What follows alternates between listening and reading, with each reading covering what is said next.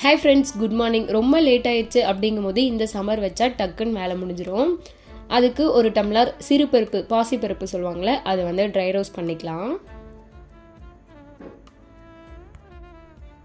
அது கூடவே 1/4 டம்ளர், நீங்கள் எந்த டம்ளரில் எடுக்கிறீங்களோ, 1 டம்ளர் பாசிப்பருப்புனா 1/4 டம்ளர் துவரம்பருப்பு போட்டு நல்லா வாஷ் பண்ணி எடுத்துக்கோங்க. அது கூட 1 டம்ளர் தண்ணி ஆட் பண்ணி தக்காளி, சின்ன வெங்காயம், பச்சை மிளகாய், பூண்டு இதெல்லாம் ஆட் பண்ணிக்கலாம். அடுத்தது ஜீரகம் 1/4 ஸ்பூன், மிளகு 1/4 ஸ்பூன் ஆட் பண்ணிக்கலாம். மஞ்சத்தூள், உப்பு இதெல்லாம் ஆட் பண்ணி நல்லா மிக்ஸ் பண்ணி விட்டுருங்க.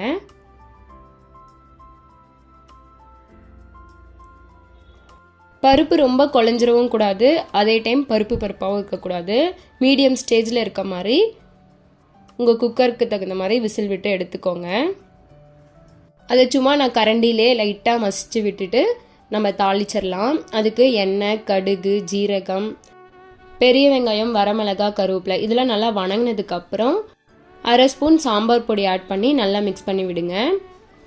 மிக்ஸ் பண்ணி விட்டுட்டு நல்லா வந்து அந்த பச்சை வாசனை போனதுக்கப்புறம் நம்ம கடைஞ்சி வச்ச பருப்பு ஆட் பண்ணி அது கூடவே தண்ணியும் ஆட் பண்ணி நல்லா மிக்ஸ் பண்ணி விட்டுருங்க.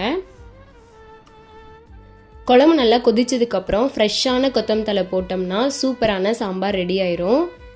இட்லி கூட அட்டகாசமாக இருக்கும். சாப்பாட்டுக்கோசம்